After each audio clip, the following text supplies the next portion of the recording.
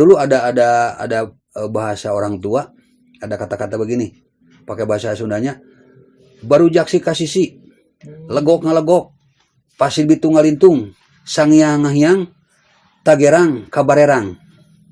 Sindang pala, imah bapadiha ke bawa. Cuma di Sindang pala ada satu rumah yang memang ke bawah, namanya rumah bapadiha gitu.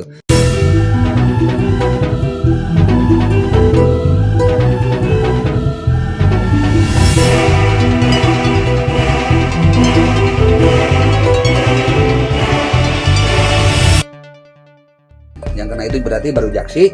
Termasuk desanya itu kalau baru jaksi Gunung Mani. Terus legok, sangyang, desanya pasti bitung juga masih sangyang, dan sangyang sekarang sangyang lama itu yang jadi desanya. Dulu mah di sini desanya. Bapak saya juga ketemunya hari Senin. Jadi Sabtu kejadian, malam Sabtu, Minggu Senin. Jadi hari Senin baru hari ini namanya sangyang, kejadian sangyang. Ya. Tadinya masih saya mah dikira itu sangyang yang bedah itu. Ya. Ternyata sangyang mah sebelah sana lagi ya. Nah, kalau setelah waktu kejadian itu posisi sangyang itu kena imbasnya. Memang sebetulnya sih kalau logika mah kita itu air seharusnya ke sana. Tapi mungkin karena di sana itu kan dulu sebelum banjir itu ada yang dinamakan ranca gitu ya. Dan dinamakan ranca, tapi kok dulu saya juga pernah berpikir kenapa harus ranca gitu. Kok nggak ada nama lain tuh kebun. Ternyata air itu sebelum jadi hanya melebar saja ke ranca. Jadi tidak ke situ. Nah, terus jadi ke sebelah kiri jalan, ke sini. Ininya airnya itu bukan ke sebelah kanan jalan.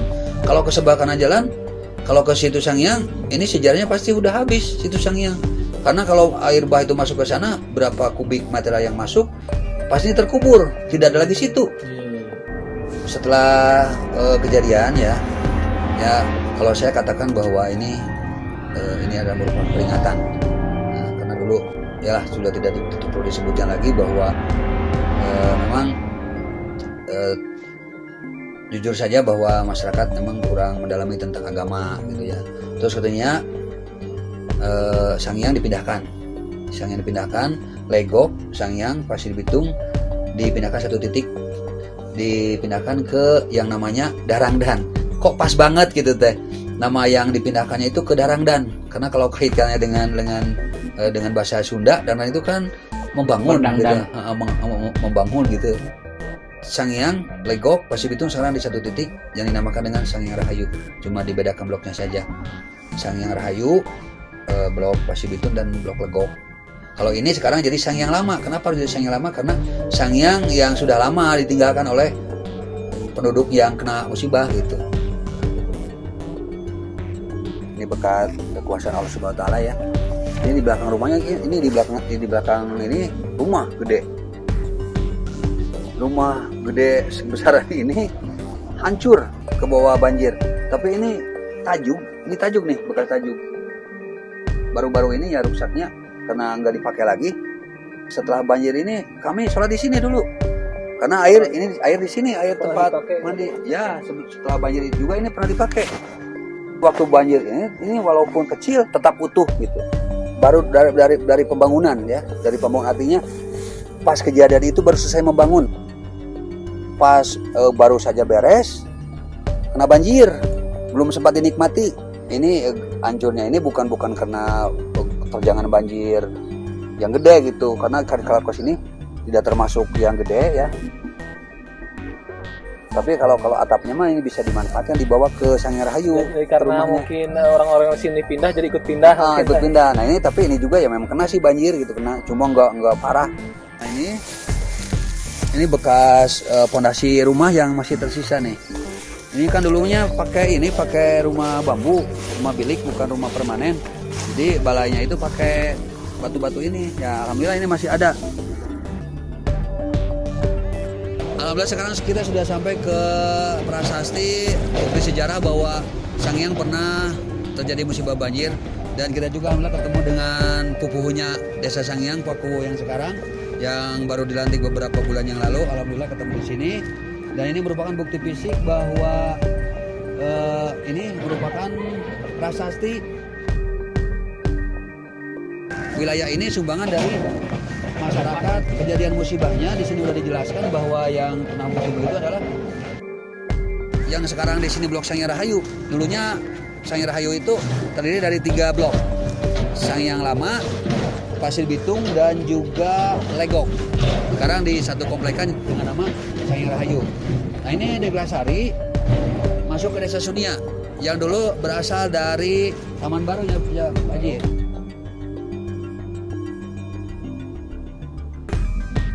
Kalau ini blok-blok sayur, ini Desa Argamukti yang dulu kalau dulu mah Cicangkrung ya Pak Haji.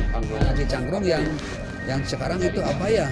Namanya itu saya lupa lagi, yang jelas ini ada Desa Argamukti. Memang termasuk wilayahnya wilayah Argapura. Nah kalau prasasti yang ini, nah ini adalah menceritakan bahwa pemukiman yang ini yang khususnya di blok Legok ini adalah pemberian dari koran, ya koran ini Kompas.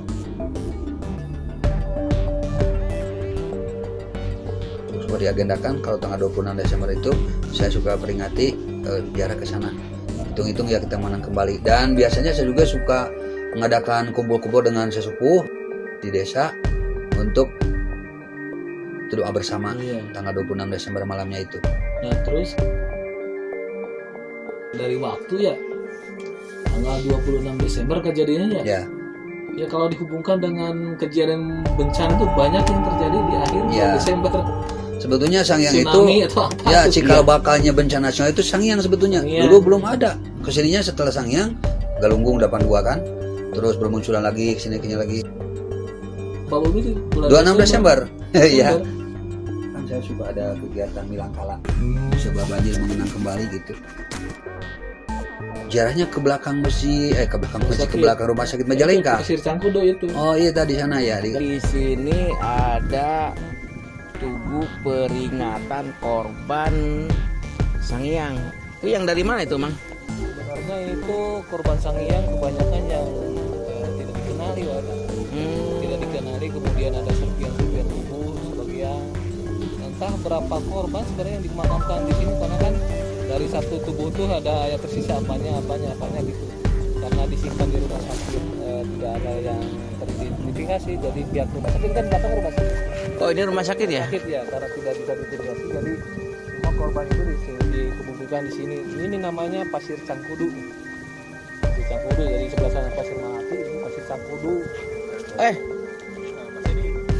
Ada Kang Edi nyusul.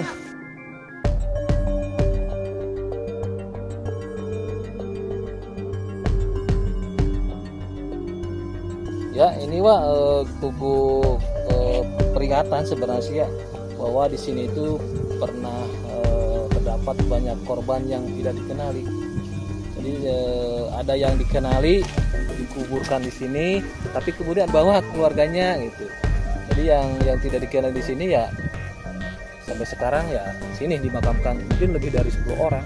Oh yang ini ya, yang batu-batu yang tanpa nama. Iya tanpa nama ini. Sebelah sini, terus sebelah sini ini ada nih. Menyambung dengan tugu yang di sana. Jadi tugu kejadian Sangiang itu ada 3. Yang pertama tugu kejadian, yang kedua tugu apa? Tugu rumah-rumah. Tugu relokasi. Yang ketiga ini tugu para korban yang tak dikenali ini.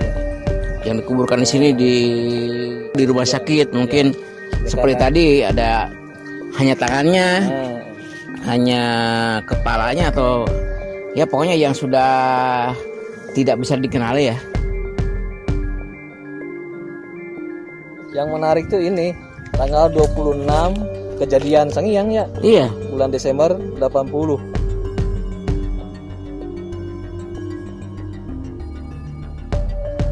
Desember ini selalu terulang. Bahwa banyak kejadian tsunami yang terjadi pada gempa tanggal 26 Desember. Gempa di Jogja kalau nggak salah ya. Tsunami ya. Semenjak tanggal kejadian Sangiang ini ya kejadian berulang-ulang. Dari Sangiang Bokor terus turun ke Sangiang ketemu Pak Diding. Kita menelusuri bekas-bekas bencana, kemudian cerita-cerita dari Pak Diding dan sampai ke tugu akhir. Ada kesimpulannya mungkin, Kang Edi?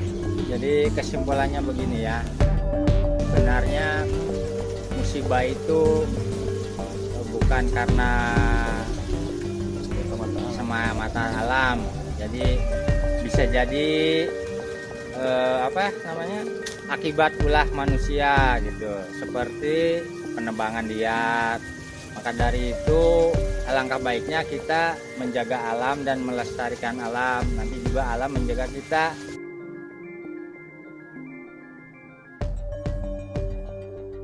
Jaga alam, nanti juga alam akan jaga kita.